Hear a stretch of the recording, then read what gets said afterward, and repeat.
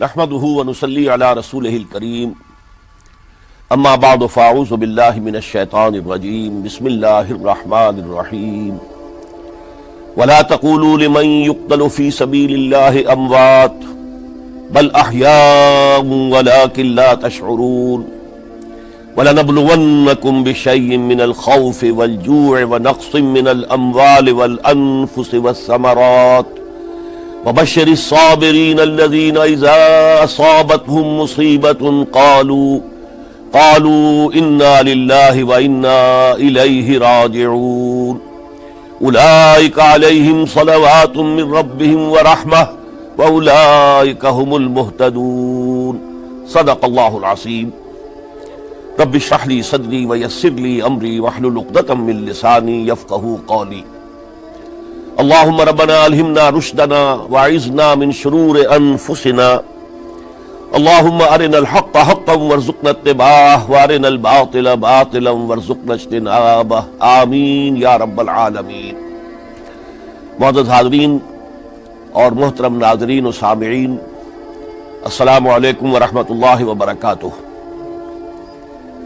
آج ہماری سہ روزہ تقاریر کی آخری کڑی ہے۔ آپ کو یاد ہوگا کہ سب سے پہلے خطاب میں ہم نے قرآن کا فلسفہ شہادت سمجھا، قرآن مجید میں یہ اصطلاح کس معنی میں آئی ہے، اور اس کے ساتھ ہی امت مسلمہ کا فرض منصبی وَكَذَلِكَ جَعَلْنَاكُمْ أُمَّةً وَسَطًا لِتَكُونُوا شُهَدَاءَ عَلَى النَّاسِ وَيَكُونَ الرَّسُولُ عَلَيْكُمْ شَهِيدًا۔ تو اللہ کے دین کو بالفعل قائم کرنے کے لیے، تاکہ نوع انسانی پر ایک ابدی حجت قائم ہو جائے کہ اللہ کا دین قابل عمل ہے، اسے قائم کیا جا سکتا ہے، اور یہ بہترین سماجی نظام ہے، پولیٹیکو سوشو اکنامک سسٹم اس سے بہتر آج تک چشم فلک نے نہیں دیکھا۔ یہ حجت قائم کرنے کے لیے جن حضرات نے اپنی جانوں کا نذرانہ پیش کر دیا، گویا کہ وہ اللہ کے گواہ قرار پائے، ان کے لیے لفظ شہید استعمال کیا گیا۔ دوسرے لیکچر میں آپ کو یاد ہوگا کہ ہم نے یہ بات سمجھنے کی کوشش کی کہ جب اللہ کا دین جزیرہ نمائے عرب میں قائم ہو گیا، اور گویا کہ ہم کہہ سکتے ہیں کہ انقلاب محمدی علی صاحب الصلاۃ والسلام کی تکمیل ہو گئی، تو جیسے کہ ہر انقلاب کے ساتھ ہوتا ہے، اس کے بعد کچھ کاؤنٹر ریولوشنری موومنٹس شروع ہوئی۔ چنانچہ سب سے پہلے اندرون ملک عرب جھوٹے نبی کھڑے ہو گئے، نبوت کے جھوٹے دعوے دار، اور بہت سے لوگوں نے حکومت کو زکوٰۃ ادا کرنے سے انکار کر دیا، اور یہ فتنہ اتنا بڑا تھا کہ واقعہ یہ ہے کہ اگر اسے کرش نہ کر دیا جاتا تو انقلاب محمدی علی صاحب الصلاۃ والسلام اسی وقت ناکام ہو جاتا۔ یہ حضرت ابوبکر صدیق رضی اللہ تعالیٰ عنہ کے فضائل کا سب سے درخشاں باب ہے کہ انہوں نے اپنے عزم اور ہمت اور استقلال اور اللہ پر اعتماد، اللہ پر توکل اور بھروسے کے ساتھ ان دونوں فتنوں کو آئرن ہینڈ کے ساتھ کرش کر دیا، اور سال سوا سال ہی میں ان دونوں کاؤنٹر ریولوشنری موومنٹس کو ختم کر کے اس کے بعد انہوں نے جلد ہی اس نظام کا گویا کہ انچارج حضرت عمر رضی اللہ تعالیٰ عنہ کو بنا دیا کہ جو خلیفہ ثانی ہے۔ پھر ہم نے دیکھا کہ حضرت عمر کے زمانے میں رضی اللہ تعالیٰ عنہ توسیع کا جو عمل ہے، توسیع انقلاب محمدی کا عمل بڑی تیز رفتاری کے ساتھ جاری ہوا، فتوحات کا سیلاب آیا، ایران پوری سلطنت تہس نہس ہو کر رہ گئی، اس کے پرچے اڑ گئے، سلطنت روما اپنے تمام شمالی افریقی مقبوضات سے محروم، مغربی ایشیا سے اسے بے دخل کر دیا گیا، صرف وہ یورپ کے اندر محدود ہو کر رہ گئی۔ اب ظاہر بات ہے کہ اس کے خلاف بھی تو پھر رد عمل ہونا تھا، کاؤنٹر ریولوشنری موومنٹس اٹھنی تھی۔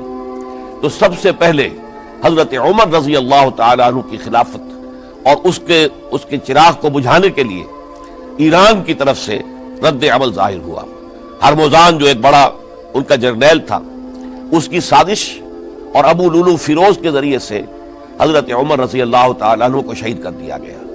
سمجھا یہ گیا تھا کہ یہ ساری عمارت شاید اسی شخصیت کے بل پر کھڑی ہے، لہذا جب میدان سے حضرت عمر ہٹ جائیں گے تو یہ خلافت کی پوری عمارت جو ہے وہ زمین بوس ہو جائے گی۔ لیکن معلوم ہوا یہ عمارت محمد کی بنائی ہوئی تھی صلی اللہ علیہ وسلم۔ کھنڈر بتا رہے ہیں عمارت عظیم تھی، بڑی عظیم عمارت تھی جو حضور نے تعمیر کی تھی، لہذا حضرت عمر کے کی شہادت سے کوئی فرق واقع نہیں ہوا۔ حضرت عثمان رضی اللہ تعالیٰ عنہ آ گئے میدان میں، اور میں بتا چکا ہوں آپ کو کہ ان کے دور خلافت کے جو 12 سال ہیں ان میں سے پہلے 10 سال بالکل حضرت عمر فاروق رضی اللہ تعالیٰ عنہ کی خلافت کے دور کی مثال ہے۔ اسی تیزی کے ساتھ انقلاب جو ہے آگے بڑھ رہا تھا، فتوحات کا دائرہ پھیل رہا تھا، اور اندرون ملک پورا امن، سکون، اطمینان اور چین تھا۔ لیکن ان کے دور خلافت کے آخری دنوں میں اب یہودیوں کی طرف سے رد عمل اور ایک کاؤنٹر ریولوشنری موومنٹ عبداللہ ابن سبا کے ذریعے سے، کہ جس نے اسلام کا لبادہ اوڑھا اور منافقت کے پردے کے ساتھ وہ عالم اسلام میں داخل ہوا، اور اس نے چونکہ دیکھ لیا کہ پرانی چپتلش ہے، پرانی چشمک ہے جو قریش کے 2 بڑے قبیلوں کے مابین یا 2 بڑے گھرانوں کے مابین چلی آ رہی تھی، بنو ہاشم، بنو امیہ۔ تو پہلے 2 خلفاء جو تھے وہ نہ بنو ہاشم سے تھے نہ بنو امیہ سے تھے۔ حضرت ابو بکر صدیق بنو تیم سے تھے، حضرت عمر بنی عدی میں سے تھے، لیکن حضرت عثمان اب بنو امیہ میں سے تھے۔ اس کو انہوں نے گویا کہ دکھتی رگ بنا کر پکڑا اور پروپیگنڈا شروع کیا کہ خلافت تو بنو ہاشم کا حق ہے، کیونکہ حضور ہاشمی تھے صلی اللہ علیہ وسلم۔ تو گویا کہ عثمان غاصب ہیں رضی اللہ تعالی عنہ، بلکہ ان سے دونوں پہلو جو تھے حضرت عمر اور حضرت ابو بکر وہ بھی غاصب ہیں۔ اس کے ساتھ ہی فتنے کی مختلف شکلیں انہوں نے شروع کی۔ یہ الفتنۃ الکبریٰ کہلاتا ہے ہماری تاریخ میں، عظیم ترین فتنہ، جس کے نتیجے میں حضرت عثمان رضی اللہ تعالیٰ عنہ شہید ہو گئے۔ اور ان کی شہادت کے بعد اگرچہ خلافت حضرت علی رضی اللہ تعالیٰ عنہ کے ہاتھ میں آئی، لیکن یہ کہ باہمی خانہ جنگی کا وہ سلسلہ شروع ہوا جو حضرت علی کے دور خلافت جو 5 سالوں پر مشتمل ہے، اس کے دوران مسلسل خانہ جنگی رہی۔ ایک طرف شیعان علی تھے، دوسری طرف شیعان عثمان آ گئے، جو حضرت عثمان رضی اللہ تعالیٰ عنہ کے قتل کے قصاص کے مطالبے کو لے کر سامنے آئے۔ جنگ جمل ہوئی، ایک رات میں 10,000 مسلمان شہید ہوئے۔ جنگ صفین میں 74,000 مسلمان شہید ہوئے۔ جنگ نہروان میں پھر 4,000 مسلمان شہید ہوئے۔ یہ شہادتیں جو چل رہی تھی، یہ کس لیے چل رہی تھی کہ جو بھی عمارت خلافت کی قائم ہوئی تھی اب اسے قائم رکھا جائے، اغیار کی طرف سے جو سازشیں ہو رہی ہیں، جو حملے ہو رہے ہیں، اسے ختم کرنے کے لیے ان کا مقابلہ کیا جائے۔ تو یہ اور اس کا یہ دور ختم ہوتا ہے حضرت علی کی شہادت پر رضی اللہ تعالی عنہ۔ اور یہ بات نوٹ کر لیجئے کہ حضرت علی کو شہید کرنے والے وہ خارجی تھے، عبد الرحمن ابن ملجم خارجی طبقے سے تعلق رکھتا تھا، جو پہلے حضرت علی کے لشکر میں شامل تھے، لیکن جب حضرت علی نے رضی اللہ تعالی عنہ تحکیم اور ثالثی کی تجویز قبول کر لی تو وہ ناراض ہو گئے کہ اللہ تعالیٰ ہی ہے حاکم اور حکم، ان الحکم الا للہ، یہ انسانوں کو حکم کیوں بنا لیا گیا؟ اور اس میں اتنی شدت اختیار کی کہ وہ علیحدہ ہو گئے، اس لیے انہیں خوارج کہا گیا۔ انہوں نے رائے یہ قائم کر دی جو مسلمان کبھی کوئی گناہ کبیرہ کا ارتکاب کرے گا وہ کافر قرار پائے گا، جب کافر ہوگا تو گویا کہ مرتد ہے تو واجب القتل، اس کا مال، اس کی عزت سب مباح ہے۔ یہ ہمارا سب سے پہلا گمراہ ترین فرقہ تھا۔ انہی میں سے 3 افراد نے بیٹھ کر اسکیم بنائی کہ یہ 3 افراد ایسے ہیں کہ جن کو اگر میدان سے ہٹا دیا جائے تو شاید مسلمانوں کی باہمی خانہ جنگی ختم ہو جائے اور مسلمان پھر کسی ایک خلیفہ پر راضی ہو جائیں۔ اور یہ تینوں کافر ہیں، معاذ اللہ ثم معاذ اللہ۔ حضرت علی کافر ہیں، ان کو قتل کرنے کی ذمہ داری عبد الرحمن ابن ملجم نے لی۔ حضرت معاویہ قاتل ہیں، ان کے لیے کسی اور کو اسائن کیا گیا۔ عمرو بن العاص قاسم ہیں، ان کے لیے کسی اور کو اسائنمنٹ دی گئی۔ ہوا یہ کہ حضرت عمرو بن العاص وہ تو اس روز فجر کی نماز میں آئے نہیں، ان کی جگہ جو امام تھا وہ شہید کر دیا گیا۔ حضرت معاویہ رضی اللہ تعالی عنہ ان پر وار اوچھا پڑا، زخمی تو ہوئے لیکن یہ کہ پھر تندرست ہو گئے۔ حضرت علی رضی اللہ تعالی عنہ پر بہت کاری وار ہوا اور حضرت علی رضی اللہ تعالی عنہ کی شہادت سن 35 ہجری میں ہو گئی۔ یہ جو خلافت راشدہ کا اختتام یا تو سن 35 ہجری میں حضرت علی کی شہادت سے سمجھا جائے گا، یا میری ذاتی رائے ہے کہ نہیں، اس میں حضرت حسن کا دور خلافت بھی شامل ہونا چاہیے۔ حضرت حسن کو کسی نے نامزد نہیں کیا تھا، نہ انہوں نے اپنی امیدواری کے ساتھ اپنے طاقت کے بل پر خلافت حاصل کی تھی، بلکہ حضرت علی سے جب یہ کہا گیا تھا کہ کیا ہم آپ کے بیٹے حسن کے ہاتھ پر بیعت کر لیں، تو انہوں نے فرمایا تھا کہ میں نہ تمہیں روکتا ہوں نہ حکم دیتا ہوں، یہ تمہارا معاملہ ہے، تم جسے مناسب سمجھو اس کے ہاتھ پر بیعت کر لو۔ حضرت حسن رضی اللہ تعالیٰ عنہ نے جن کے ہاتھ پر جو بیعت ہوئی، اب معاملہ یہ ہو گیا کہ امیر معاویہ رضی اللہ تعالیٰ عنہ وہ ایک لشکر لے کر شام سے چلے، حضرت حسن 50,000 آدمیوں کے ساتھ ادھر سے نکلے، لیکن یہ ہے کہ انہیں محسوس ہو گیا تھا کہ میرے ساتھیوں میں ایسا فسادی عنصر بھی موجود ہے جو عبداللہ ابن سبا کے ساتھیوں میں سے، کہ وہ کسی اچھے کام کو پسند نہیں کرتا، لہذا انہوں نے پھر صلح کی پیشکش کی، حضرت معاویہ کو پیغام بھیجا کہ میں مصالحت چاہتا ہوں، بتائیے شرائط کیا ہے۔ حضرت معاویہ نے بلینک پیپر بھیج دیا، سادہ کاغذ، کہ آپ جو شرائط چاہیں اس پر لکھ دیں، وہ مجھے قبول ہوگی۔ حضرت حسن نے رضی اللہ تعالیٰ عنہ شرائط لکھ دی، حضرت معاویہ نے قبول کر لی، تو حضرت حسن دستبردار ہو گئے خلافت کے دعوے سے، اور اس کے بعد پھر حضرت امیر معاویہ کی خلافت کی بیعت کی گئی۔ اس سے پہلے انہوں نے خلافت کی بیعت نہیں لی تھی۔ یہ ہے سن 41 ہجری، اور اسے عام الجماع کہا جاتا ہے، یعنی یہ اختتام ہے مسلمانوں کی خانہ جنگی کے دور کا۔ پھر جمعیت ایک ہو گئی، پھر عالم اسلام متحد ہو گیا۔ اب پورا کا پورا عالم اسلام حضرت امیر معاویہ کے زیر خلافت تھا۔ اور حضرت امیر معاویہ کون ہے؟ وہ خود ایک صحابی رسول ہے، جلیل القدر صحابی رسول ہے۔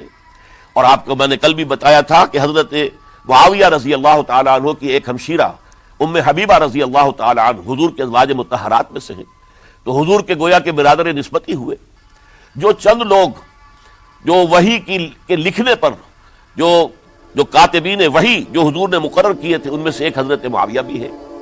پھر حضرت معاویہ کے لیے حضور کی دعا ہمیں ملتی ہے، اللہم اجعلہ ہادیا مہدیا، اے اللہ اسے ہادی ہدایت دینے والا بنا دے اور مہدی بنا دے جو ہدایت یافتہ ہو۔ تو یہ ان کی شان ہے۔ اور پھر یہ کہ ان کے زمانے میں جب عالم اسلام متحد ہو گیا، داخلی خلفشار ختم ہو گیا، تو فتوحات کا سلسلہ بھی دوبارہ جاری ہو گیا۔ حضرت علی رضی اللہ تعالیٰ عنہ کے 5 سالہ دور خلافت میں کوئی توسیع نہیں ہو سکی تھی دارالاسلام کی، کوئی مزید علاقے جو ہیں سلطنت اسلامی میں شامل نہیں کیے جا سکے تھے، اس لیے کہ سارا معاملہ تو داخلی خلفشار کا تھا۔ وہ جو خانہ جنگی ہو رہی تھی، ایک دوسرے کی تیروں اور تلواروں اور نیزوں سے 1 لاکھ کے قریب مسلمان ختم ہو گئے تھے، تو اندر سے گویا کہ موشن ٹوٹ گیا اس سیلاب کا۔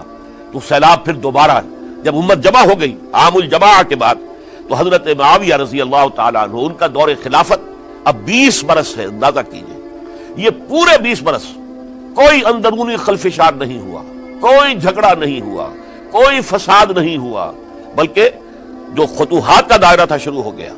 مکرار اور سندھ کے علاقے فتح ہوئے، کابل اور یہ افغانستان کا علاقہ فتح ہوا، ترکستان کے علاقوں کے اندر پیش قدمی ہوئی۔ ادھر یہ کہ قیصر سلطنت روما کا اس کے مرکزی شہر قسطنطنیہ پر حملہ کیا گیا، جس کے لیے کہ حضور کی حدیث موجود تھی پیشن گوئی کے طور پر، اول جیش یغزو مدینۃ القیصر مغفورون لہم۔ حضور نے فرمایا تھا کہ جو پہلا لشکر قیصر کے شہر پر حملہ کرے گا تو وہ سب کے سب وہ مغفرت پا جائیں گے، اللہ تعالیٰ ان کی مغفرت فرما دے گا۔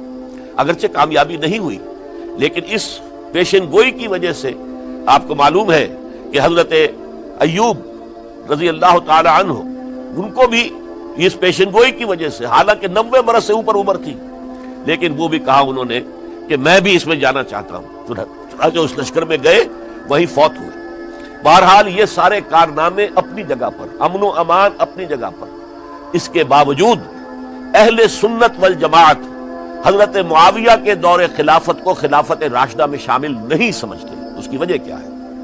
خلافت راشدہ کی شرط اولین قرآن مجید کے حکم کے مطابق امرہم شورا بینہم، مسلمانوں کے باہمی معاملات باہمی مشورے سے طے پاتے ہیں۔ حضرت ابوبکر صدیق رضی اللہ تعالیٰ عنہ سقیفہ بنی سعدہ کے اندر مشورے کے بعد ان کو منتخب کیا گیا اور ان کے ہاتھ پر بیعت ہوئی۔ حضرت عمر رضی اللہ تعالیٰ عنہ کو حضرت ابوبکر نے مسلمانوں سے مشورہ کر کے پھر نامزد کیا۔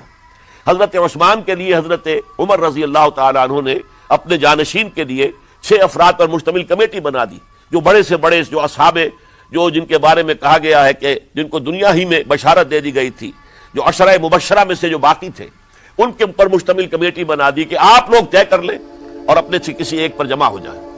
اس اعتبار سے حضرت علی کے ہاتھ پر بھی جو بیعت ہوئی ہے تو وہ اہل مدینہ کے دباؤ پر ہوئی ہے، ان کے مطالبے پر ہوئی ہے۔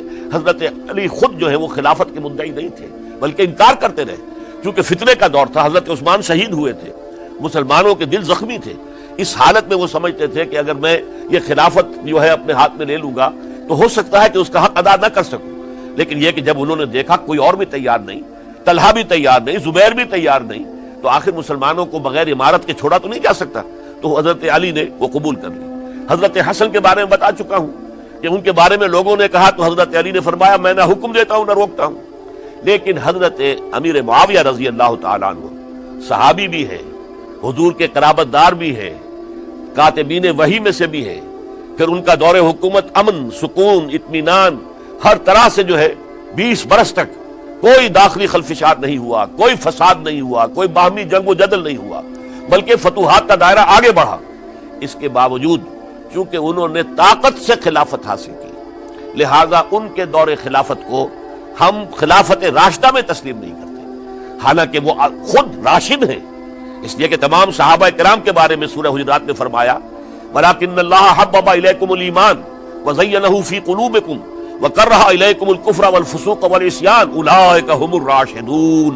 تمام صحابہ کرام کی شان یہ ہے کہ اللہ تعالیٰ نے ان کے دلوں میں ایمان کو کھبو دیا ہے، ایمان ان کے دلوں میں رچ گیا ہے، بس گیا ہے، جم گیا ہے، اور کفر سے، فسق سے انہیں تبھی نفرت ہو گئی ہے، اور یہ سب کے سب راشدون ہیں۔ تو تمام صحابہ راشدون ہیں، اس اعتبار سے خود حضرت امیر معاویہ بھی راشدون میں شامل ہے، لیکن خلفائے راشدین میں شامل نہیں ہے۔ خلفائے راشدین عام طور پر تو ہم کہتے ہیں حضرت ابوبکر، حضرت عمر، حضرت عثمان، حضرت علی۔ میں نے اپنی ذاتی رائے، حقیر سی رائے عرض کی ہے، اس میں حضرت حسن کا دور بھی شامل ہونا چاہیے 6 مہینے کا، تب وہ 30 برس پورے ہوتے ہیں، جو حدیث میں آیا ہے کہ خلافت جو ہے وہ 30 برس رہے گی، اس کے بعد ملوکیت شروع ہو جائے گی۔ تو ملوکیت کا پہلا قدم یہ تھا کہ حضرت معاویہ نے طاقت سے بزور خلافت حاصل کی، اس لیے ان کو خلیفہ راشد ہم نہیں کہتے۔ البتہ یہ ضرور ہے کہ ان کا دور بہت پرسکون دور تھا۔ البتہ جب 10 برس گزر گئے حضرت معاویہ کے دور حکومت کو، اب میں یہاں لفظ خلافت کی بجائے دور حکومت استعمال کر رہا ہوں کیونکہ خلافت راشدہ سے ذرا اس کا فرق واضح ہو جائے، تو اس وقت ایک اور صحابی، جلیل القدر صحابی مغیرہ ابن شعبہ رضی اللہ تعالیٰ عنہ، وہ حضرت معاویہ کے پاس آئے اور انہوں نے یہ کہا کہ دیکھیے اگر آپ نے اپنے بعد اپنا جانشین نامزد نہ کیا تو ہو سکتا ہے پھر فسادات پیدا ہو جائے، پھر مختلف لوگ خلافت کا دعویٰ لے کر کھڑے ہو جائیں، پھر خانہ جنگی ہو جائے۔ 5 برس کی خانہ جنگی میں 1 لاکھ سے زیادہ مسلمان شہید ہو چکے ہیں، قتل ہو چکے ہیں، ہلاک ہو چکے ہیں، اب دوبارہ وہی دور نہ آ جائے، لہذا آپ اپنا جانشین نامزد کر دیجئے۔ امیر معاویہ ریلیکٹنٹ تھے، لیکن انہوں نے دلائل دیے، دلائل مضبوط تھے۔ انہوں نے کہا کہ اب کبار صحابہ دنیا سے رخصت ہو چکے، وہ جماعت کہ جن کی تربیت اور تزکیہ، جن کی تعلیم حضور نے خود کی تھی اور ان کو اندر سے پاک کر دیا تھا، ان کی نیتیں بالکل پاک ہو چکی تھی، کوئی نفسانیت ان میں نہیں رہی تھی، وہ جماعت تو اکثر و بیشتر اب ختم ہو چکی، فوت پا چکے، وفات ہو چکی۔ لہذا اب جو ہے اکثر و بیشتر نو مسلم ہیں جو بعد کے فتوحات کے ذریعے سے اسلام لائے ہیں، لہذا ان کے اندر نہ وہ پختگی ہے، نہ ان کے اندر وہ تقویٰ ہے، نہ تدین ہے، نہ اصول پرستی ہے۔ اسلام کی پوری تعلیمات جو ہیں وہ ان کے وجود کے اندر، ان کے شعور کے اندر گہری اتری ہوئی نہیں ہے، لہذا اب صورتحال وہ نہیں رہ سکے گی جو حضرت ابوبکر یا حضرت عمر یا حضرت عثمان یا حضرت علی کے زمانے میں تھی، لہذا آپ نامزد کیجئے۔ یہ بھی بتا دوں کہ مغیرہ ابن شعبہ کون تھے رضی اللہ تعالیٰ عنہ۔ نمبر 1 یہ کہ اصحاب شجرہ میں شامل ہیں، جن 1400 یا 1800 افراد نے حضور سے بیعت کی تھی صلح حدیبیہ سے متصل قبل، اس درخت کے نیچے بیٹھ کر جس کے بارے میں سورہ فتح میں فرمایا گیا کہ لقد رضی اللہ عن المؤمنین اذ یبایعونک تحت الشجرہ، اللہ ان تمام اہل ایمان سے راضی ہو گیا جو ہے نبی صلی اللہ علیہ وسلم آپ کے دست مبارک پر بیعت کر رہے تھے اس درخت کے نیچے، ان میں سے موجود، ان میں یہ مغیرہ ابن شعبہ ہے۔ پھر مغیرہ ابن شعبہ وہ ہیں کہ حضرت علی اور امیر معاویہ ان کے درمیان جو خانہ جنگی ہوئی اس میں ہمیشہ حضرت علی کے ساتھ رہے، حضرت علی کے ہی وہ سپورٹر تھے، ان کے ساتھ تھے۔ اس پہلو سے اچھی طرح سمجھ لیجئے کہ یہ نہیں ہے کہ وہ در حقیقت کو پہلے سے وہ امیر معاویہ کے ساتھی تھے، نہیں، لیکن اب جو صورتحال وہ دیکھ رہے تھے، جہاں دیدہ انسان تھے، بہت بڑے سیاستدان تھے، جانتے تھے حالات کو، حالات کے نفذ پر ان کا ہاتھ تھا، لہذا انہوں نے یہ مشورہ دیا اور پھر امیر معاویہ نے اس مشورے کو قبول کر لیا اور یزید کی ولی عہدی کا اعلان کر دیا۔ یہ بالکل مڈل ہے حضرت امیر معاویہ کے دور خلافت کا درمیان، یہ 10 سال جب ہو گئے تھے حضرت امیر معاویہ کی خلافت کو یا حکومت کو، تب یہ معاملہ پیش آیا اور یزید کے ہاتھ پر یہ بیعت ولی عہدی تمام جو بھی مختلف گورنرز تھے ان کے ذریعے سے کہہ دیا گیا اپنے اپنے علاقے کے لوگوں سے بیعت لے لو. یہ بیعت عام طور پر لوگوں نے کر لی. البتہ 5 شخصیتیں جو بہت نمایاں تھیں انہوں نے اس بیعت سے انکار کیا. ان میں کون تھے ذرا نوٹ کیجئے. حضرت ابو بکر فوت ہو چکے، ان کے بیٹے عبد الرحمن ابن ابی بکر. حضرت عمر فوت ہو چکے، ان کے بیٹے عبداللہ ابن عمر. حضرت زبیر فوت ہو چکے، ان کے بیٹے عبداللہ ابن زبیر. حضرت عباس فوت ہو چکے، ان کے بیٹے عبداللہ ابن عباس. حضرت علی شہید ہو چکے، ان کے بیٹے حسین ابن علی رضی اللہ تعالی عنہم اجمعین. یہ 5 جو امت کے بہت بڑے 5 افراد کے گویا کے وہ چشم و چراغ تھے ان گھرانوں کے، انہوں نے انکار کیا. اور ان میں خاص طور پر عبد الرحمن ابن ابی بکر نے یہ جملہ کہا کہ تم چاہتے ہو کہ قیصر و کسریٰ کی سنت پر عمل کرو کہ باپ کے بعد بیٹا حاکم بن جائے. یعنی ایک قدم تو خلافت کا نظام پہلے ہی نیچے اتر چکا. مشاورت سے تو حضرت امیر معاویہ کا بھی جو نسب ہوا ہے وہ مشاورت سے نہیں ہوا. ایک درجے میں وہ جو اللہ تعالیٰ کے رسول نے عمارت بنائی تھی شاندار، اس خلافت کا جو سیاسی نظام تھا اس میں ایک تو کڑی آ چکی زوال کی کہ ایک شخص نے طاقت کے ذریعے سے خلافت حاصل کر لی.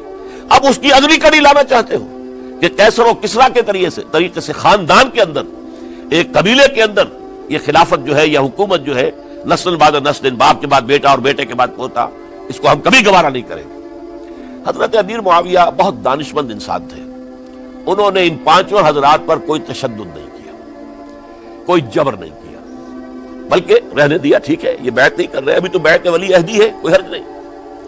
لہذا کوئی جھگڑا، کوئی اس وجہ سے کوئی فساد، اس بنا پر کوئی جنگ نہیں ہوئی. 10 سال گزر گئے، یعنی 10 سال تک یزید ولی عہد رہا ہے. 10 سال تک. اور اس سوائے ان 5 بڑی شخصیتوں کے جو پوری امت تھی، عوام الناس تھے، ان سب نے اسے قبول کیا. یہ صورتحال اب جب پیدا ہوئی جب حضرت امیر معاویہ کا انتقال ہو گیا، یہ سن 60 ہجری ہے. اب سوال پیدا ہوا کہ وہ ولی عہدی کی بیعت اب بیعت خلافت میں منتقل ہو جائے گی. لہذا پھر یہ ہوا کہ سب لوگوں سے، سب گورنروں کو لکھ دیا گیا تمام صوبوں کے اندر کہ اپنے اپنے لوگوں سے بیعت لے لو.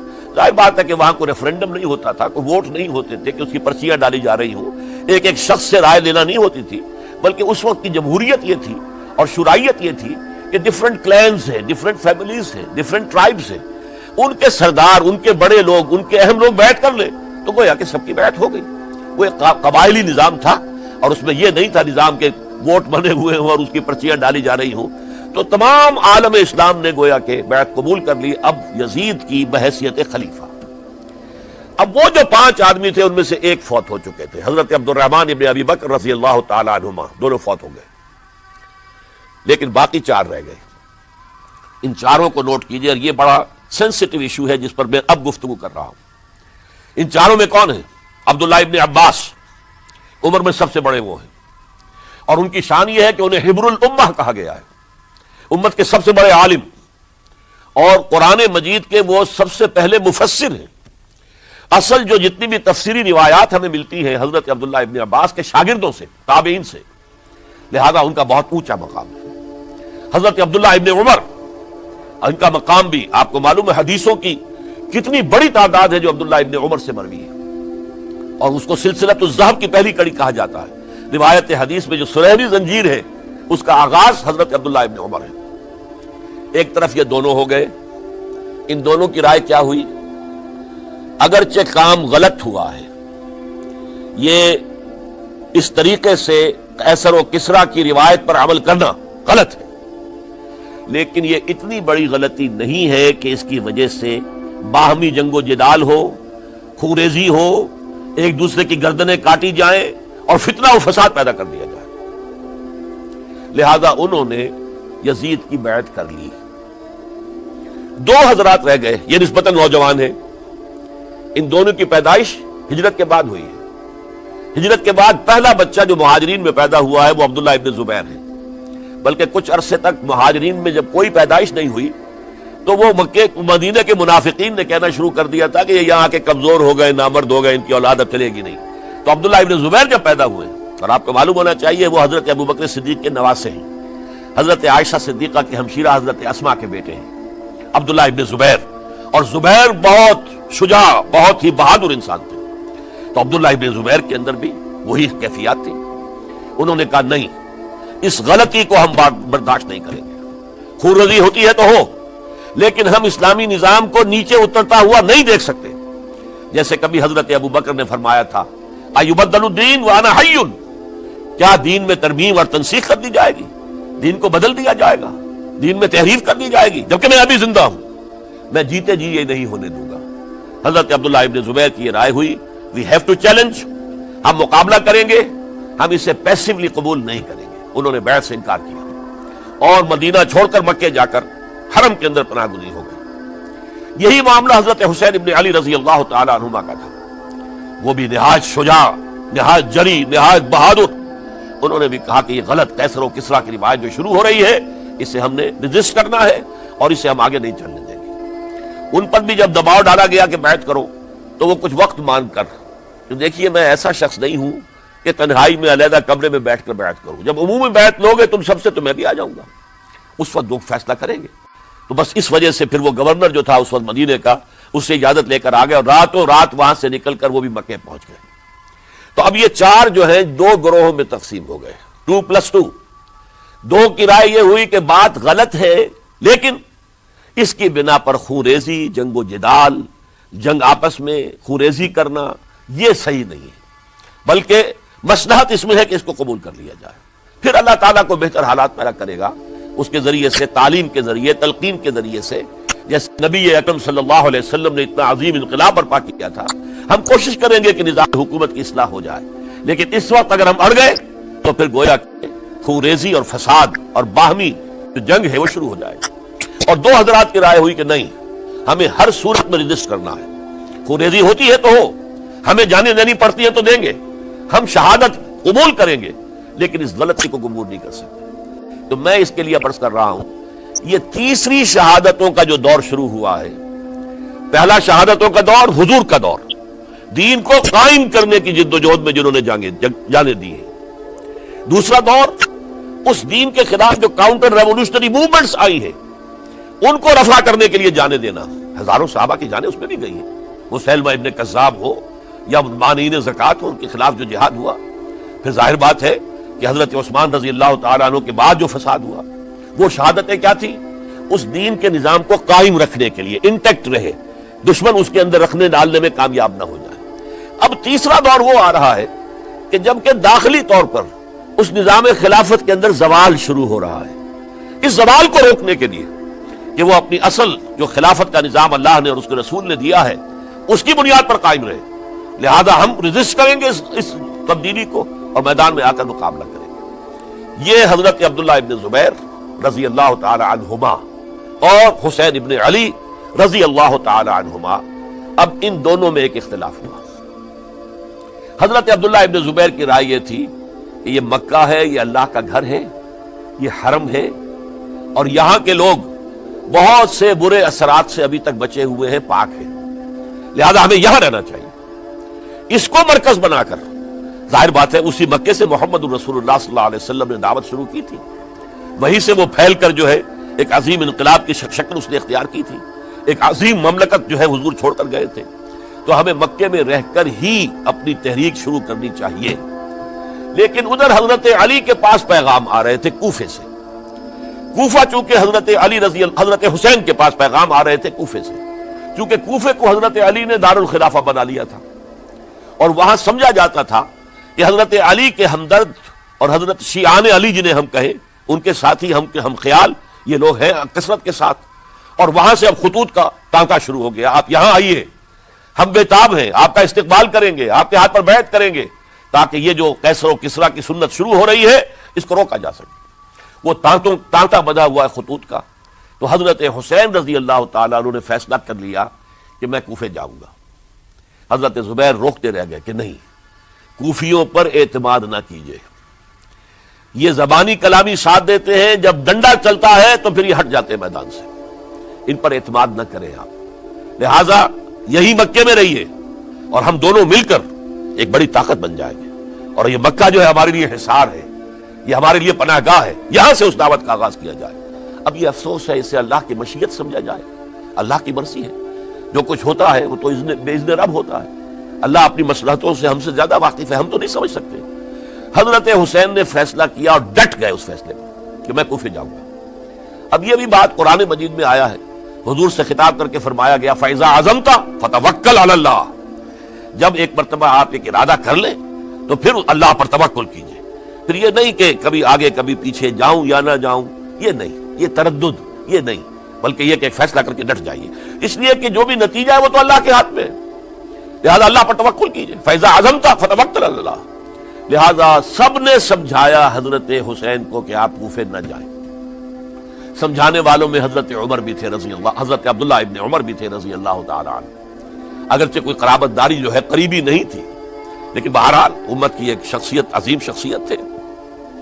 سمجھانے میں سب سے زیادہ زور صرف کیا ہے حضرت عبداللہ ابن عباس نے رضی اللہ تعالی عنہما۔ اور حضرت عبداللہ ابن عباس کون ہیں؟ ایک رشتے سے حضرت حسین کے چچا ہیں، ایک رشتے سے حضرت حسین کے نانا ہیں۔ کیوں؟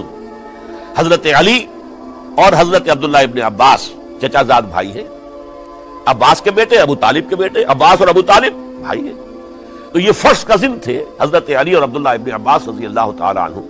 لہذا انہوں نے جب کہا تو گویا کہ ایک چچا ایک بزرگ سمجھا رہا ہے، اور دوسرے رشتے سے حضور نانا تھے حضرت حسین کے، اور حضور بھی کزن تھے حضرت عبداللہ ابن عباس کے، چچا زاد بھائی ہیں۔ اس حوالے سے سمجھ لیجئے کہ حضور کے کزن نانا کے درجے میں آ گئے، تو یہ دو رشتے تھے حضرت عبداللہ ابن عباس کے، اور انہوں نے بڑی الہا و زاری کے ساتھ، بڑی اپنے مقام سے نیچے اتر کر خوشامد کی ہے، حسین خدا کے لیے باز آ جاؤ، حسین خدا کے لیے باز آ جاؤ، حسین اگر جانا ہی ہے تو اپنے بال بچوں کو لے کر نہ جاؤ۔ جس طریقے سے تمہارے باپ حضرت علی رضی اللہ تعالیٰ عنہ کو کوفہ کے اندر ذبح کر دیا گیا، کہیں ایسا نہ ہو کہ تمہیں بھی تمہارے بال بچوں کے سامنے ذبح کر دیا جائے، باز آ جاؤ۔ لیکن حضرت حسین اب اللہ کی طرف سے ان کے دل میں ایک ارادہ پختہ ہو چکا تھا، اور انہوں نے حضرت مسلم بن عقیل کو بھیجا تھا کہ جاؤ میری طرف سے کوفے والوں سے بیعت لے اور پھر مجھے اطلاع دو۔ وہ گئے، وہاں 12,000 افراد نے بیعت کر لی۔ اب ان کا خط آ گیا کہ یہاں تو فضا بالکل ہموار ہے، اتنے لوگوں نے بیعت کی ہے، باقی بھی جیسے ہی آپ سامنے آ جائیں گے سب بیعت کر لیں گے، لہذا یہاں پر وہ ریزسٹنس کے لیے گویا کہ ہمارے پاس طاقت اس کوفے کے اندر بہت مضبوط طاقت ہوگی کہ ہم یزید کی حکومت کے خلاف ریزسٹ کر سکیں۔ اس کے بعد ہوا کیا؟ یزید نے عبید اللہ ابن زیاد کو گورنر بنا کر بھیج دیا۔ یہ شخص تھا بہت ڈنڈا چلانے والا، اس نے سختیاں شروع کی تو بہت سے لوگ اس بیعت سے تائب ہو گئے، لیکن مسلم بن عقیل وہ میدان میں آئے اور ان کے ساتھ ہزاروں آدمی آ گئے جنہوں نے بیعت کی تھی، ابھی تک بیعت پر قائم تھے، اور انہوں نے گورنر کے گھر کا گھیراؤ کر لیا۔ گورنر کے ساتھ 30-40 آدمی تھے کل، وہ چھتوں پر چڑھ گئے، وہاں سے پتھراؤ کیا، اور وہاں سے جو 30-40 آدمی کوفے کے تھے ان سے کہا تم اپنے اپنے لوگوں کو کہو کہ چلے جائیں واپس یہاں سے۔ انہوں نے اوپر سے کہنا شروع کیا، ڈرایا، بہت خوفناک نتیجہ نکلے گا، اب عبید اللہ ابن زیاد تم سب کو ہلاک کر دے گا۔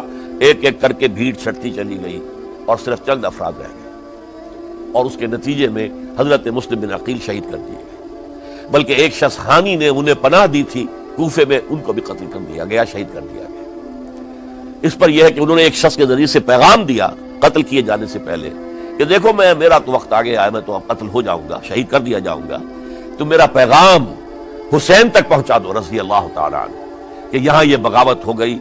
لوگوں نے، کوفیوں نے، الکوفی لا یوفی، کوفی جو ہے وہ پورا نہیں کرتا اپنے عہد کو اور وفا کو، اس کا ایک ثبوت ہمیں مل گیا ہے، یہ سب کے سب منحرف ہو گئے بیعت سے، آپ جہاں تک آ گئے وہاں سے واپس چلے جائیے۔ جب حضرت حسین کے پاس یہ پیغام پہنچا اور انہوں نے ارادہ کیا کہ ٹھیک ہے یہ تو حالات بدل گئے، لہذا واپس چلنا چاہیے، شاید عبداللہ ابن زبیر کی رائے ہی صحیح ہے، ہمیں مکے ہی میں بیٹھ کر کام کرنا چاہیے، لیکن اب جو ہے عرب کا ایک خاص مزاج ہے۔ حضرت مسلم بن عقیل کے بیٹے آڑے آ گئے، اب ہم اپنے باپ کے خون کا قصاص لیے بغیر نہیں جائیں گے، اور حضرت حسین رضی اللہ تعالیٰ عنہ بامروت انسان، شریف النفس انسان، کیسے ممکن تھا غیرت مند غیور انسان وہ کیسے ان کی بات کو رد کر دیتا؟ لہذا اچھا چلو چلتے ہیں کوفے کی طرف۔ آگے بڑھتے چلے گئے، کربلا میں پہنچ گئے، جو کچھ وہاں ہوا ہے پھر آپ کو معلوم ہے۔ اس میں یہ بات ہے پہلے 1000 کا لشکر بھیجا تھا عبید اللہ ابن زیاد نے، اس پر حضرت حسین رضی اللہ تعالیٰ عنہ نے جو باتیں کہیں وہ کچھ اثر انداز ہو گئے۔ ان کا افسر جو تھا حر، حر بن یزید تمیمی، وہ بعد میں حضرت حسین کا حامی ہو گیا اور حضرت حسین کے ساتھ ہی اس کو بھی شہادت نصیب ہوئی۔ پھر دوسرے کو بھیجا عمرو بن سعد۔ عمرو بن سعد بھی ایک بڑی عظیم شخصیت کا بیٹا تھا، حضرت سعد ابن ابی وقاص جو فاتح ایران تھے، اور جن کو غزوہ احد کے موقع پر حضور نے فرمایا تھا کہ اے سعد تیر چلاؤ، میرے ماں باپ تم پر قربان ہوں۔ جبکہ احد میں گھیراؤ کر لیا تھا حضور کا، اور کفار قتل کرنے کے لیے ہجوم کر رہے تھے، اور کچھ حضرات تیر چلا چلا کے انہیں پھینک رہے تھے، دور جو ہے ہٹا رہے تھے، ان میں سے حضرت سعد ابن ابی وقاص بھی تھے۔ پھر وہ فاتح ایران تھے، اسی لیے گورنر بن گئے تھے ایران کے۔ سعد جو ہے ان کا بیٹے، یہ عمرو جو ہے، یہ اب ایک بڑے صوبے کا گورنر بھی تھا، اس وقت 4000 آدمی دے کر بھیجا۔ وہ بھی نرمی کرتا رہا، اس نے کوئی تشدد نہیں کیا، اس کے اندر بہرحال اپنے عظیم باپ کے خون کا کچھ اثر تھا۔ لیکن یہ کہ پھر ابن زیاد کو اطلاع مل گئی کہ عمرو ابن سعد جو ہے وہ تو لے تو لال کر رہا ہے، حملہ نہیں کر رہا، قتل نہیں کر رہا، بلکہ یہ کہ وہ تو اس راستہ بھی دینے کے لیے تیار ہے کہ نہ مدینے کی طرف جائیے اور نہ آپ مکے کی طرف جائیے، نہ کوفے کی طرف جائیے، بلکہ آپ چاہے تو دمشق چلے جائیں، یزید سے اپنا معاملہ کر لیں۔ اس پر ابن زیاد نے پھر وہاں سے خط لکھا ہے، میں نے تمہیں اس کام کے لیے بھیجا تھا، میں نے تمہیں حکم دیا تھا حسین سے میری بیعت لو، یعنی میری بیعت کے ذریعے یزید کی بیعت لو، اور اسے پکڑ کر لا کر میرے سامنے پیش کرو۔ لہذا پھر اس نے ایک بہت خونخوار شخص کو زیادہ فوج دے کر بھیجا ہے، اور وہ جو ہے اس نے آ کر جو ہے شمر نے پھر اس نے فیصلہ کن معاملہ کیا۔ حضرت حسین رضی اللہ تعالیٰ عنہ نے ان دنوں میں جو وہاں گزرے ہیں، جتنے بھی کوفی آئے ہوئے تھے نا، اکثر و بیشتر تو کوفے کے لوگ تھے، ان سے کہا کہ میں خود نہیں آیا، تم نے مجھے بلایا تھا، اے فلاں ابن فلاں کیا تم نے مجھے خط نہیں لکھا تھا کہ آؤ؟ اے فلاں ابن فلاں کیا تم نے مجھے پیغام نہیں بھیجا تھا کہ یہاں تشریف لائیے؟ اور دیکھو میرے پاس تمہارے خطوط موجود ہیں۔ وہ ایک تھیلا جس میں کہ خطوط تھے وہ بھی لا کے میدان میں رکھ دیا۔ یہ حضرت حسین رضی اللہ تعالیٰ عنہ کی شرافت اور اپنی صاف دلی، کوئی اس کے اندر عیاری نہیں تھی ان کے اندر، معاذ اللہ ثم معاذ اللہ، لیکن یہ کہ اس کا نتیجہ اچھا نہیں نکلا۔ نتیجہ کیا نکلا؟ اب انہیں پتا چل گیا کوفیوں کو، اگر اب حسین زندہ دمشق پہنچ گئے یزید کے پاس تو یہ ہم سب کا بھاڑا پھوڑ دیں گے، ہماری شامت آ جائے گی، لہذا اب تو کسی صورت انہیں زندہ نہیں رہنے دینا۔ ایک بڑا اہم واقعہ نوٹ کر لیجیے اس کو، اس لیے کہ حضرت حسین نے ایک ایک کا نام لے کر اے فلاں ابن فلاں، اے فلاں ابن فلاں، اے فلاں ابن فلاں، کیا تم نے خط نہیں لکھا تھا؟ کیا تمہارا پیغام نہیں تھا؟ اب انہوں نے دیکھا کہ یہ بھانڈا اگر یزید کے ہاں جا کر پھوڑ دیا گیا تو پھر ہماری خیر نہیں ہوگی۔ یہی وجہ ہے حضرت حسین کو شہید کرنے کے بعد، یہ نوٹ کر لیجئے، 72 آدمی تھے کل، جس کو کہہ لے لشکر حضرت حسین کا رضی اللہ تعالیٰ عنہ، ان میں سے 20 خاندان بنی ہاشم کے چشم و چراغ تھے۔ وہ بڑی بہادری سے لڑے ہیں، بڑی بہادری سے لڑے، ایک ایک نے لڑ کر جان دی ہے، بہت سو کو مارا ہے۔ یقاتلون فی سبیل اللہ فیقتلون ویقتلون، قتل کر بھی رہے تھے، قتل ہو بھی رہے تھے، ایک ایک کر کے قتل ہو رہے تھے، شہید ہو رہے تھے۔ 20 جو ہے خاندان بنی ہاشم میں سے شہید ہوئے ہیں۔ حضرت حسین رضی اللہ تعالیٰ عنہ کا ایک بہت ہی انفنٹ چھوٹا بچہ وہ بھی شہید ہوا ہے۔ باقی سب مرد، تمام مرد، سوائے ایک حضرت حسین کے بیٹے حضرت علی بن حسین زین العابدین کہلائے بعد میں، وہ بیمار تھے، وہ جنگ میں حصہ نہیں لے سکتے تھے، وہ بچ گئے صرف۔ اچھا حضرت حسین شہید ہو گئے، یہ ہے 10 محرم الحرام سن 61 ہجری۔ کیا مطلب ہے؟ حضور کے انتقال کے ٹھیک 50 برس بعد، سن 11 ہجری میں حضور کا انتقال، اور سن 61 ہجری میں حضور کے نواسے، اور جن کے بارے میں حضور نے فرمایا سیدہ شباب اہل الجنہ، حضرت حسین شہید کر دیے گئے۔ اور اس کے بعد اس لشکر نے خیموں کو آگ لگا دی۔ یہاں نکتہ سمجھ لیجیے، آگ کیوں لگائی؟ انہیں معلوم تھا ہمارے خلاف ڈاکومنٹری پروف موجود ہے وہاں پر، وہ ہمارے خطوط کے تھیلے وہاں موجود ہیں، اگر وہ باقی رہ گئے تو ہماری شامت آ جائے گی، ہمیں کون بچائے گا؟ ورنہ ظاہر بات ہے کہ اگر تو وہ دشمنی کے انداز میں بات ہوتی تو خواتین کی بھی بے حرمتی کی گئی ہوتی، لیکن نہیں، کسی نے، ظاہر بات ہے کہ خان وعدہ نبوت کی کسی خاتون کی بے حرمتی نہیں کی، قطعاً نہیں کی، قطعاً نہیں کی، قطعاً نہیں کی، لیکن خیمے جلانا ان کی ضرورت تھی تاکہ وہ ریکارڈ جو ہے ان کا وہ تلف ہو جائے، سارے خطوط جو ہیں وہ جل جائیں تاکہ ان کے خلاف ثبوت باقی نہ رہے۔ یہ عظیم سانحہ کربلا ہے۔ اب چونکہ یہ ہماری تاریخ کے ان واقعات میں سے ہے جس پر بہت کچھ اختلافات ہیں، مختلف گروہوں کی تعبیرات بہت مختلف ہیں۔ ایک طرف اہل تشیع کا اپنا بیان ہے، دوسری طرف اہل سنت کا ایک اجماعی بیان ہے، تیسری طرف کچھ ایسے لوگ پیدا ہو گئے ہیں جو حضرت حسین رضی اللہ تعالیٰ عنہ پر الزام لگا رہے ہیں اہل سنت میں سے کہ وہ تو حکومت کے طالب تھے، وہ اقتدار کے خواہش مند تھے، واجب القتل تھے۔ معاذ اللہ ثم معاذ اللہ ثم معاذ اللہ۔ حضرت حسین اگرچہ صغار صحابہ میں سے تھے، یعنی حضور کی حیات طیبہ میں ابھی چھوٹے بچے تھے، لیکن ان کا شمار صحابہ میں ہے۔ اور پھر یہ وہ شخص ہے جو حضور کی گود میں کھیلا ہے، یہ وہ ہے جو حضور کے شانوں کے اوپر جس نے سواری کی ہے۔ علامہ اقبال نے جیسے حضرت اسماعیل کے لیے کہا ہے کہ وہ فیضان نظر تھا یا کہ مکتب کی کرامت تھی، سکھائے کس نے اسماعیل کو آداب فرزندی۔ ظاہر بات ہے حضرت اسماعیل کسی اسکول اور مدرسے دارالعلوم میں پڑھے نہیں تھے کہ وہاں پتہ چلتا کہ والد کا حق کیا ہے۔ یہ فیضان نصر تھا، ابراہیم کی نگاہ کا یہ فیضان تھا کہ بیٹے کے اندر وہ جذبہ پیدا ہوا کہ یا ابت افعل ما تؤمر، ابا جان جو خواب آپ دیکھ رہے ہیں اور جو حکم آپ کو اس خواب کے ذریعے مل رہا آپ کر گزریے، ستجدنی انشاءاللہ من الصابرین۔ تو اسماعیل کا معاملہ اگر یہ تھا فیضان نظر سے، تو حضرت اسماعیل تو حضرت ابراہیم کے پاس زیادہ رہے بھی نہیں، وہ تو مکے میں رہے۔ حضرت عثمان جو حضرت ابراہیم تو شام میں رہتے تھے، کبھی کبھی آ جاتے تھے، بس اس سے زیادہ معاملہ نہیں تھا۔ وہ فیضان نظر حضرت اسماعیل کو تھا، تو حضور صلی اللہ علیہ وسلم کا فیضان نظر کتنا ہوگا اس کا آپ اندازہ کیجئے۔ یہ کوئی جنگ اقتدار نہیں تھی، معاذ اللہ ثم معاذ اللہ ثم معاذ اللہ، بلکہ انہوں نے اپنا ایک فرض منصبی سمجھا ہے کہ میرے نانا کا لایا ہوا نظام اور اس کے اصول اب ٹوٹ رہے ہیں۔ جیسے حضرت ابو بکر کا قول میں نے آج بھی آپ کو سنایا، ایبدل الدین وانا حی، کیا دین میں ترمیم اور تنسیخ کی جائے گی، دین کی باتوں کو بدل دیا جائے گا جبکہ میں ابھی زندہ ہوں۔ اسی طریقے سے گویا کہ زبان حال سے حضرت حسین اور عبداللہ ابن زبیر رضی اللہ تعالی عنہم ان دونوں نے یہ فیصلہ کیا کہ ہم روکیں گے اس کو۔ آپ اختلاف کر سکتے ہیں کہ حضرت حسین کی رائے صحیح تھی یا حضرت عبداللہ ابن عباس کی رائے صحیح تھی، یہ کہہ سکتے ہیں آپ، لیکن کسی کی نیت پر حملہ نہیں کر سکتے۔ اسی طریقے سے بعض لوگ جو ہے حضرت عبداللہ ابن عباس، عبداللہ ابن عمر، ان کی نیتوں پر حملہ کرتے، ان کو تو یزید نے دولت سے خرید لیا تھا، معاذ اللہ ثم معاذ اللہ ثم معاذ اللہ۔ یہ دونوں جلیل القدر صحابہ ہیں، یہ تو صغار صحابہ میں سے نہیں ہے، یہ جوان تھے پورے حضور کے زمانے میں، جنگوں میں حصہ لیا ہے۔ حضرت عبداللہ ابن عمر نے، عبداللہ ابن عباس نے رضی اللہ تعالیٰ عنہما، انہیں کوئی رقم نہیں خرید سکتی تھی، کوئی دولت نہیں خرید سکتی تھی۔ جو رائے انہوں نے قائم کی دیانتاً قائم کی۔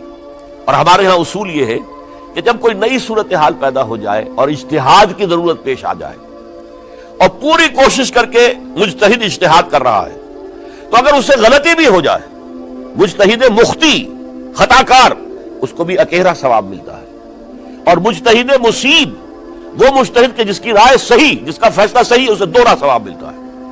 تو ان کے مابین ایک اختلاف رائے کا ہوا، اجتہاد کا ہوا۔ آیا یہ غلطی اتنی بڑی ہے کہ امت میں تفرقہ پیدا کیا جائے، امن و امان کو برباد کیا جائے، خوریزی کا بازار گرم کیا جائے، یا نہیں؟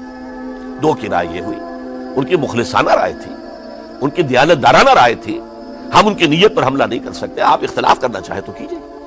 اسی طرح حضرت عبداللہ ابن زبیر اور حضرت حسین ابن علی رضی اللہ تعالی عنہ، ظاہر بات ہے کہ ان کا بھی ایک اجتہادی رائے تھی کہ نہیں، یہ دین کے نظام کے اندر بہت بڑا رکھنا پڑ رہا ہے، یہ تو اب قیصر و کسریٰ کی سنت شروع ہو رہی ہے، یہ اسلام کے دین کے اوپر طریقہ نہیں، عمل نہیں ہو رہا ہے، تو ہم اسے اپنی جانوں کا نذرانہ دے کر بھی اسے روکیں گے، روکنے کی کوشش کریں گے، رکے نہ رکے ہم اپنی جانیں دے دیں گے۔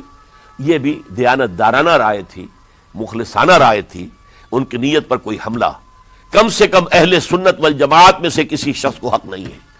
اس لیے کہ اہل سنت والجماعت کا کہنا یہ ہے، الصحابۃ کلھم عدول، صحابہ جتنے بھی ہیں وہ سب کے سب عدول ہیں، ان میں بدنیتی نہیں آ سکتی، خطا ہو سکتی ہے۔ اہل سنت کے نزدیک معصومیت خاصہ نبوت ہے، نبوت ختم ہو گئی محمد الرسول اللہ صلی اللہ علیہ وسلم پر، آپ کے بعد معصوم کوئی نہیں، ابو بکر بھی معصوم نہیں، عمر بھی معصوم نہیں، عثمان بھی معصوم نہیں، علی بھی معصوم نہیں رضی اللہ تعالیٰ عنہ اجمعین۔ تو معصوم کون ہوگا؟ عبداللہ ابن عباس بھی معصوم نہیں، عبداللہ ابن زبیر بھی جو ہے معصوم نہیں، حسین ابن علی بھی معصوم نہیں، اسی طریقے سے عبداللہ ابن عمر، عبداللہ ابن زبیر، کوئی معصوم نہیں۔ انہوں نے اپنی رائے قائم کی ہے، اس پر عمل کیا ہے دیانت دارانہ سنسیریٹی کے ساتھ، اور ان کے لیے اللہ تعالیٰ کے ہاں ہر طرح کا اجر و ثواب ہے، سب کے لیے۔